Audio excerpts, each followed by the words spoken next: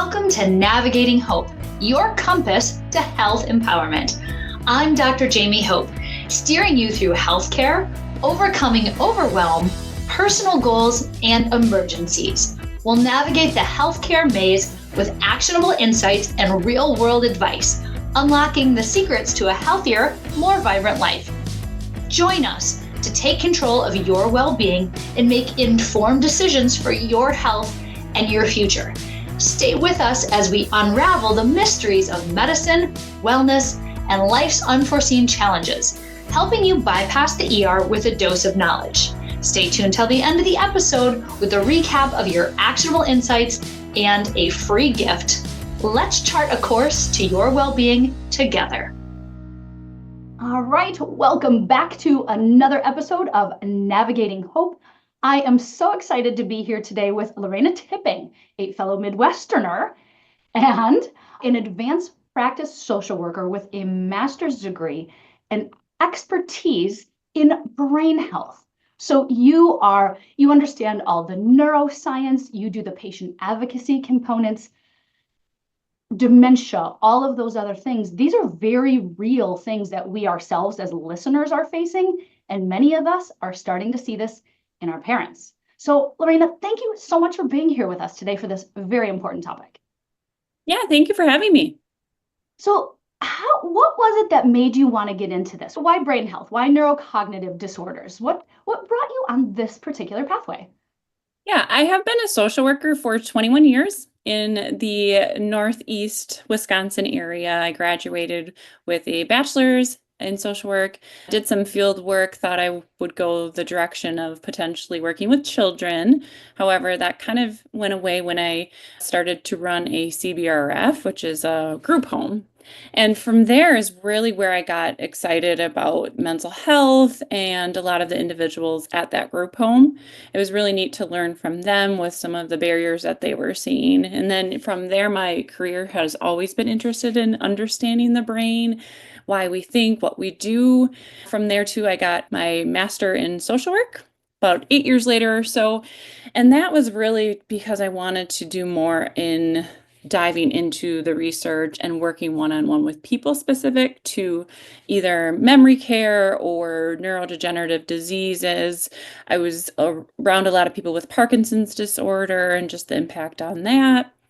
People early diagnosed after neuropsych tests with mild cognitive impairment and just listening to them and their struggles. Yeah, so it's just been a really neat journey in my social work career, and social work is never dull.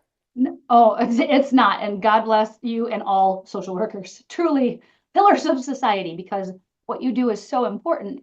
And I love how you took your years of education and extra education to help this population that becomes vulnerable very quickly. Yeah. And so let's bust right into one of the worst myths out there, that dementia is just a normal sign of aging and it's going to happen and there's nothing you can do about it. Let's hit that.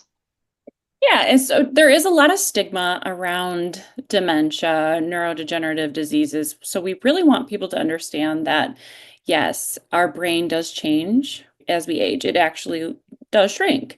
However, that doesn't mean that those connections of the neurons, the synapses, all of that doesn't mean it's getting weaker. However, it's a muscle, and if we do not strengthen that muscle or organ, it is going to then weaken. The biggest thing is I think a lot of times we get complacent in our lives. We become very adapted to our habits. They can be good or bad. And we really forget about the importance of our brain. It's a 3-pound universe up there that has 70,000 thoughts in one day. And those 70,000 thoughts are tied to emotions, memories, and our movements. And then we also like to joke at the Brain Center that our brain does get very lazy at times. If you ever like, let's say you drove somewhere, for instance, and it was brand new, you're seeing all the sights and all of the senses are engaged, and all of a sudden you keep doing that same route and your brain took over, it became autopilot. So what we really want to do is focus on Cognitive stimulation, constantly focusing on how to do new things, learn new things, even as we retire. And dementia doesn't mean because you're getting older, you're going to have dementia. If you are diagnosed with a neurodegenerative disease, that doesn't mean you can't do anything about it. You can actually slow that progression down too. Yeah, and I think that message is really important. Even if people have a genetic component or things like that, our genes are not always our destiny because we have many opportunities to alter that. And I love that story. I think all the listeners here, probably some of them who are driving right now, you all of a sudden you get to work or get home and you don't even remember the route because your brain is just like, I got this, think about other stuff.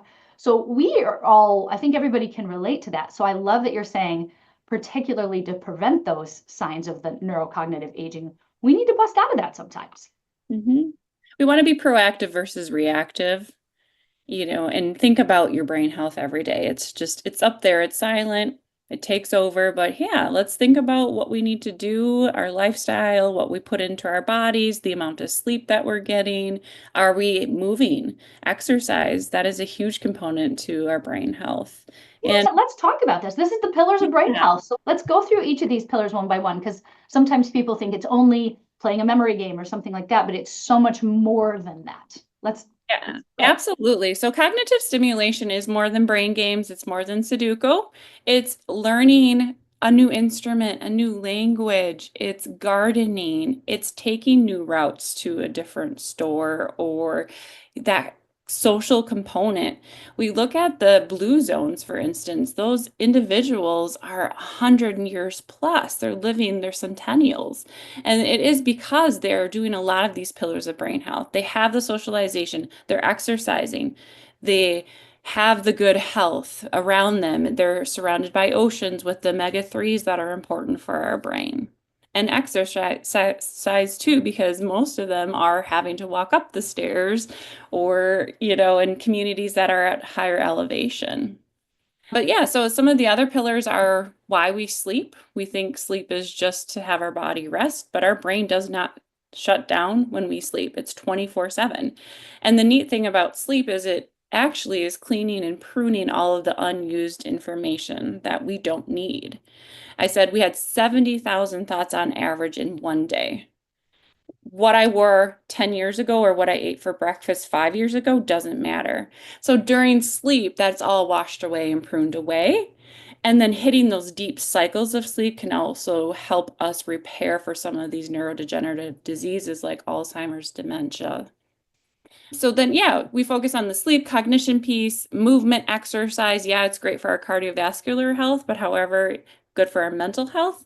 And then we talk about the brain-derived neurotrophic factor, that hormone or that chemical that's released. That's really just to help clear things out and make us more fresh. We talk about nutrition, the things that are healthy, those whole foods that don't have added chemicals to it, and keeping that really simple too. We want people to think of the simple things. Stress, talked about that a little bit. It's so important. What we're exposed to today, that's what our brain does. It gets that same loop, that same feedback, and we tend to be stuck in that complacent place that I was talking about earlier. If something stresses you out, you may be stuck on that for a while. And then our last one is to prevent illness, injuries, or the toxins that are around us in our environment. A lot of it we can't control, but just to be more mindful and aware of, let's not try to fall. That can set us back, anyone at any stage of their life. Yeah, and that's huge. So there's a lot, all of these things are very preventable. So let's dive a little bit more into the fall prevention. So sometimes as we get older, there's some eyesight issues, there might be some balance issues. There are things that can be done around the home specifically for fall prevention. Because you're right, if you fall or get an illness, ending up in the hospital sets you back. It does. And then it takes longer to recover and to get back to your function. And some people just don't get back to that level of functioning. So what can people do? Yeah, simple things. Know your area, get rid of the hazards. Throw rugs are the biggest thing. I think a lot of us really, they're beautiful. We want to hold on to them, but it just takes one little corner to trip us. Pets, if you have pets, those lovely furry creatures like to go in front of us sometimes. If you have grandkids or children, it's easy to fall in a lot of those things. And then if you do have some balance issues, just be aware of that or make your care partner aware. Install grab bars or other adapted device type of equipment that you can put into your place so that you are more safe. Bathrooms, tubs are one of the biggest things people fall, or any just kind of little incline with the lighting of the day, how you're feeling, the heat, the ice, the snow, the environment impacts that. And I know, as you mentioned, there is some stigma. You and I both wish there shouldn't be, but there is. And so some adults maybe are a little resistant to grab bars and stuff. And what I try and tell people is you want your independence for as long as possible, right? Absolutely. This is how you do it. Mm-hmm. Yeah. Yeah. Oh my goodness. And anything that's good for your, like you said, cardiovascular health is brain health, is vessel health, is diabetes prevention health, because all of the different disease problems, we're all saying the same thing. Eat foods, fruits and vegetables, high omega-3 fish, healthy fats, good protein, all those kind of things. We're all saying the same things, which is fantastic because we hope people take it in. Yeah. And I think people get stuck on that. Because of those habits, it takes about 90 days for that habit to really stick. And that's the neuroplasticity that we educate on. We have this habit, good or bad, that we just automatically go to. Our brain gets used to it. Until we know we want to change that habit, that's where nothing's going to change until we say, okay, you know what? Maybe I'm going to cut back that sugar a little bit, or maybe I'm going to start walking 2 times a week. Simple little things. I'm going to start adding more fish to my diet. We get overwhelmed. Our brain gets kind of mad at us when it says, okay, guess what? You're going to go on a diet. Diets don't work. We look at what we eat as our diet. So small, simple steps is what we do. And I love that. And this is a message I hear, in all of the stuff about you. And when you're talking, it doesn't have to be overwhelming. It doesn't have to be massive. Doable, simple, sustainable. That's what you're talking about here, right? Yeah, absolutely. And what I like is, depending on what kind of, if you follow a certain religion or culture, that type of thing, my one example is during Lent, the Easter season. You give up something for 30 days or the 40 days of Lent, right? Some people I've talked to in the yoga community do a 40-day cleanse, or they do a media detox with technology. After those 40 days, you typically do not need those things back. You may want them by day 15, but once you hit 40, it's easier and easier. That's the neuroplasticity we're talking about, rewiring your brain. And it's absolutely possible. We used to think that there was a kind of an end period, and now we know neuroplasticity is indefinite as long as we utilize it. Absolutely, yep. And there's a lot of people selling brain games and neuroplasticity that promise that it'll fix you or keep your brain smart or whatever. What are your thoughts on some of those? Yeah, I think it's really, we're all so unique and different. You talked about maybe you have diabetes or health things, or you're pre-exposed to certain genetic factors of Alzheimer's, dementia. That is a part of it, but we're also unique and different. So go with your likes, and it doesn't have to be a Sudoku or a brain game. It's the socialization, that important piece of connecting with people, playing a new game like a card game, doing like a category thing with grandkids or your children. Those little things of new, and you can learn a language at any age. Yes, it's going to be more difficult than when you were young or a child, of course, but it's, again, you're using different parts of your brain. And we want to say even music, the power of music, listening to music, dancing, all of those things are hitting all different parts. We're not using the same areas of the brain. And I like that because Sudoku is only one part of your brain. So maybe your Sudoku part of your brain is super strong, but try a crossword. You've got I like how you're talking about getting that variety and that socialization component. Let's talk about isolation and what that Yeah. does to dementia. Actually, as you asked that last question, I was thinking about that. I'd like to give the example of during COVID when the world shut down. Everyone had to isolate, you couldn't see loved ones, you couldn't go to your favorite restaurants. And even that is an important thing to that cognitive stimulation. And then slowly, when we started getting back to things and you would see people walking outside, you could tell who we were missing. And that did impact our mental health and our cognition and our fog, all of it. Yeah, that's huge, that social stimulation. And particularly when we're talking about older adults who no longer can or should drive, really finding those opportunities. My grandma had to stop driving years before. I mean, her cognitive was fine. She had no eyesight. It was terrifying.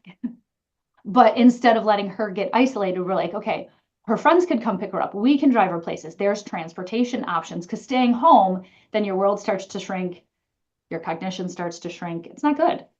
Yeah, and we see individuals that may have a neurodegenerative disease typically try to isolate, and we always like to educate our businesses in our community. So, for instance, a hairdresser, where do you always go? Your hairdresser. So if they're starting to see a client come in that comes in every 6 weeks or so to get their hair cut and notices some issues that they may be struggling with, they can address that with them or just be aware, because those certain little things are what we want to do. But when we can't find our words with our friends, we start to isolate even more, which is actually taking the opposite direction. We don't want to do that. Yeah, because that mild level of embarrassment and then holding back actually significantly increases the process. Yes, absolutely. Yeah. Okay. So for people who are listening who are wondering, is my loved one, a parent or a spouse, are they starting to struggle? What would be some of those early warning signs that might be a little more subtle? Yeah, we talk about the warning signs. I get this question all the time when I do presentations. Okay, when should I be concerned? What's normal aging? What's not normal aging? There's a lot of great resources out there. There's a lot of different things you can do for yourself, self-assessments. You can get memory screens too from local aging and disability resources centers. And the one thing I actually like to talk to people when we educate is if it becomes something that you used to always do, you're baking and you forget a crucial ingredient like the banana in the banana bread. That's a little bit different and might be a little bit out of your normal, a little bit more of a concern. Or for instance, let's say you go to the grocery store, you park, you can't find your car. I even have that issue. But I have the cognizance and the cognition to know, okay, I know how to retrace my steps to get to my car. I have a clicker and that type of thing. So concerns are going to be more of, okay, now what do I do? Or if you get lost, not having that problem solving skill of what can I do and how do I fix this? So it's really losing a lot of things you used to do all the time, but yet not having those problem solving conceptions. And sometimes it can be hard. I mean, if you live in the home of somebody every day, it can be more obvious. I remember the example. So my husband's grandfather, dear, dear man, who's in heaven now, but I could tell I would only see him a few times a year at holidays when my husband and I were dating. And I walked up to him at Christmas one year and I hugged him and I'm like, "Hi, Grandpa, how are you doing?" And he was such a smart man; he could confabulate. I could tell he had no idea who I was, no idea. And my husband and I had been together for a decade, right?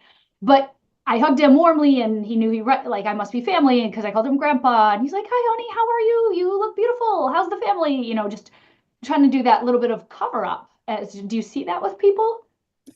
Yeah, and I think it's so hard because there are no defined definitions of neurodegenerative diseases.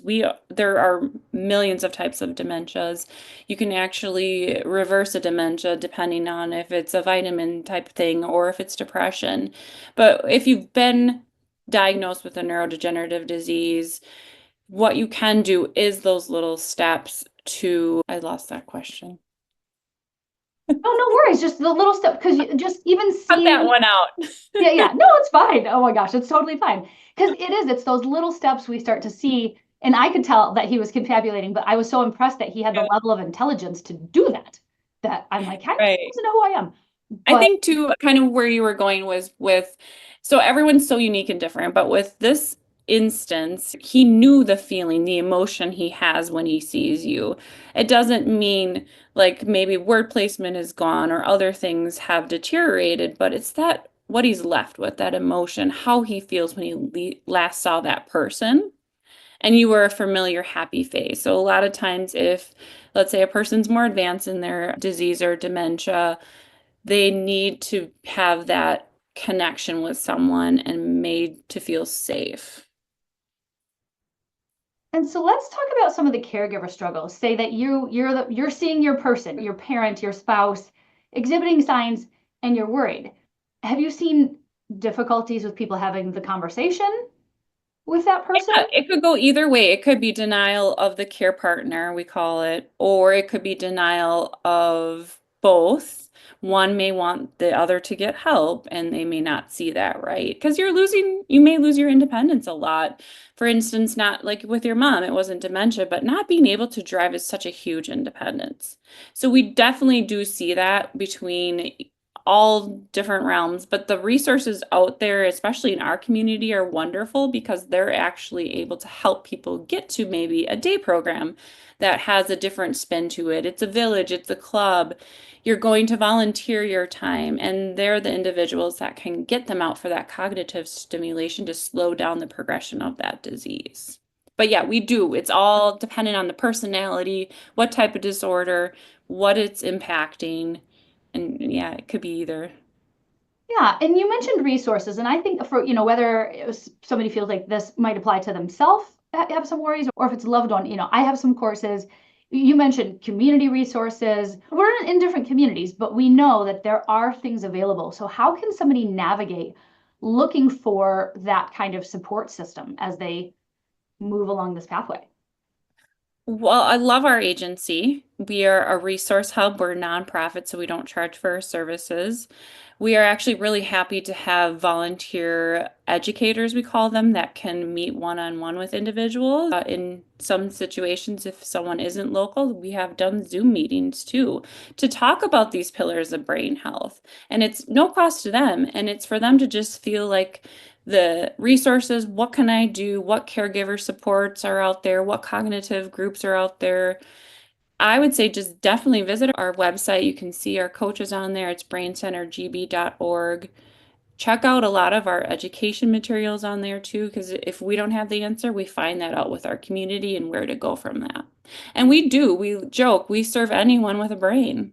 It's from anywhere from little to middle age to older, because we all have a brain, and early education is key with the kiddos. And then, obviously sleep's a huge thing with what we discuss. So if you're a parent and you're working and you're just not hitting that one pillar out of the six, that can impact your cognition. So yeah, a lot of good resources on our website, or just connect with us too. Absolutely. And we'll put all that in the show notes for people who are listening. We'll make sure that you've got access to all of this because it is so important. It can feel overwhelming if it's a loved one and you're not sure what to do. And it's also a helpful reminder for those of us who are younger and don't have this at all now. It's important to remember we need to prevent it now. The best time to plant a tree was 20 years ago. The second best time is today. Right. What That's where can the we do? stigma comes into play. We were having a conversation this week about the stigma of, oh, I don't have anything wrong with me yet. But we want to think about, we take care of our heart health. We take care of our blood pressure. If we have diabetes, those are all things that we can control. It's the same with our brain health. If you're starting to have memory fog or different concerns, get it checked out or start working on a lot of these pillars to maintain that healthy, happy brain. It's your powerhouse. It's your computer. It controls everything. Yes, and it's so key. And it is the nutrition, it is the exercise.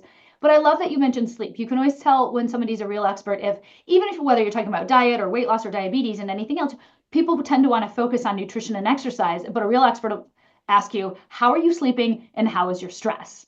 That's how you know somebody actually understands human physiology. Absolutely. Yep. And we all know, oh my gosh, you feel like garbage. My son, who's 11, he had a sleepover with his friends. I don't know why they call him a sleepover because there's no actual sleep happening. And he felt like garbage the next day.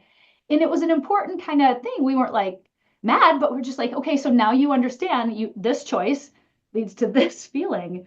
And so really taking the time to prioritize that, the sooner the better. Anyone who's listening, if you're 11, if you're a teenager, if you're 20s, 30s, like this applies to you too, not just your dad or your grandma. Yeah, and there's such neat things that we look at when we look at sleep with individuals is, are you getting that 6 to 9 hours of sleep?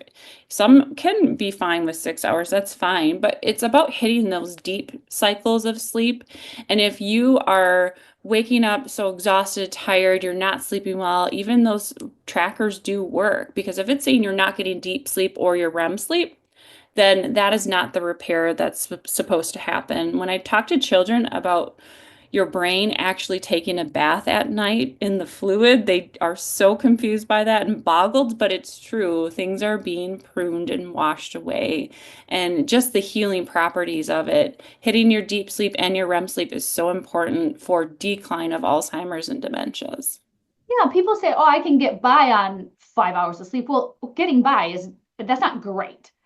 And yeah, I like the brain wash. I tell people it's like cleaning up an office, a busy concert venue or something. They got to sweep away all the trash and wash the floors and stuff so it's ready for the next day. So if you don't sleep long enough, it's not clean. It's a hard concept for people to wrap their head around, isn't it? And I like sleep too because it's when we talk about it, it's a save button. If you and I sleep really well tonight, we're going to retain this information better, and that's important. So we say it's a sleep but or it's a save button for what we did in the day. It's yes, it's restorative, but no, your brain needs to get rid of all the unused, unnecessary information and keep the stuff we need. Oh, I learned very early in my medical school training and studying that pulling an all-nighter before a test, you do worse. You don't remember stuff. It's terrible. Yeah, you need the time to process the information, save it. Yeah, like hitting the save button on your Save document. button. I love it. That's such a great way to look at it. So let's talk about just, like simple, straightforward, sustainable, all those things that you do. So for the people listening, give them 2 or 3 things they can do today without a bunch of expensive equipment or a personal trainer or a personal chef. Like who has those, right? What are something that us mere mortals can do right now? Look at that neuroplasticity or that rewiring of your brain. Look at your day to day. Do you want to focus on sleep and maybe push it where you get an extra half hour at night? Maybe it's walking 2 times a week versus not at all. Maybe it's adding more fish into your diet. Maybe you need to look at your house and realize, okay, maybe these are some hazards that I should probably be careful because I've had a couple of falls. It's those tiny, small steps. And rewiring also goes with your mental health too. If you have a thought that just keeps going and you ruminate on it, you've got to first identify that thought that's happening and realize, okay, let's go to a gratitude instead of focusing on the negative thing. So there's a lot of power to gratitude too. And neuroplasticity is looking at it's like a pathway with my hands here. And the more we do that pathway, the thicker and thicker it gets.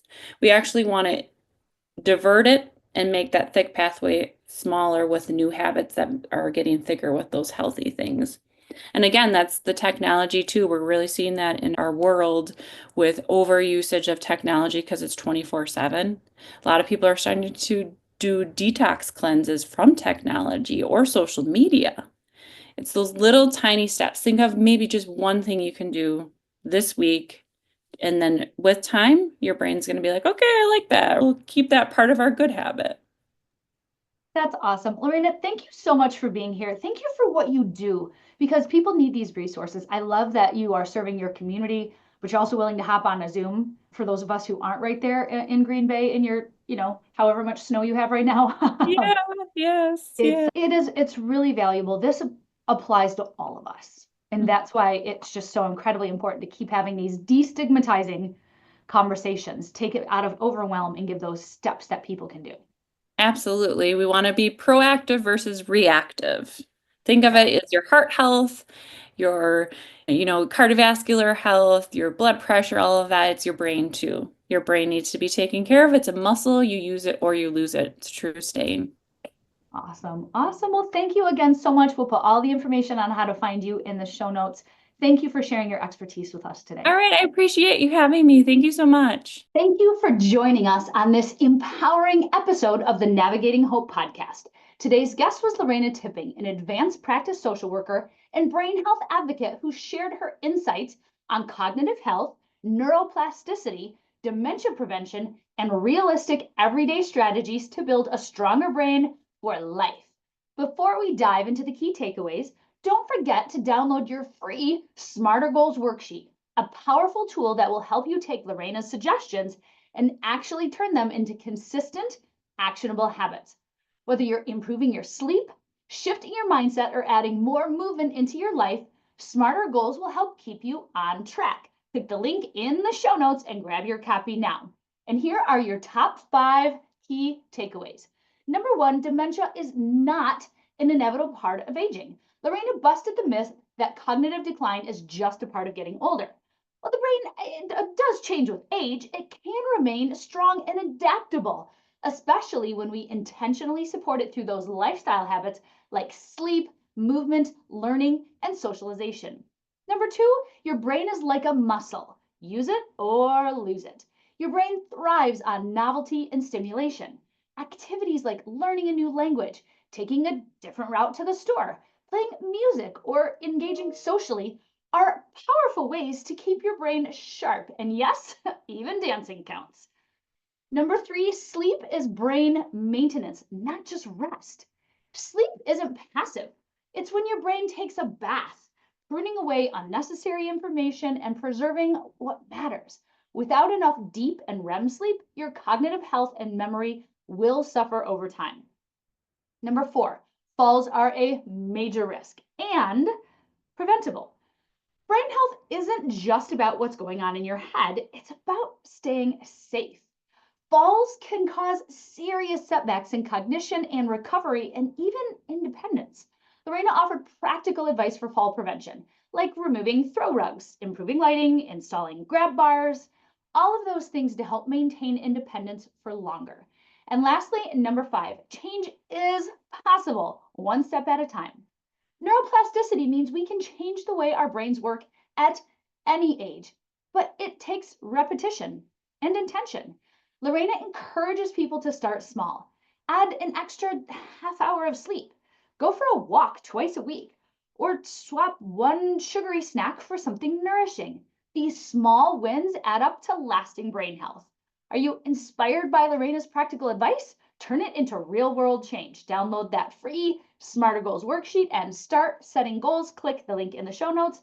Remember, your brain is your most powerful asset, and it's never too late to take better care of it. Stay hopeful, stay determined, and as always, keep on navigating your journey with hope. Thank you for tuning into Navigating Hope with me, Dr. Jaime Hope. It has been an honor to navigate the realms of health and wellness with you today. Remember, in the journey toward a healthier life, knowledge is your compass. If you enjoyed our time together, please share, like, and subscribe to Navigating Hope. Join us next week where we'll continue to empower your health journey, arming you with the wisdom to navigate life's challenges and keep the emergency room in your rearview mirror.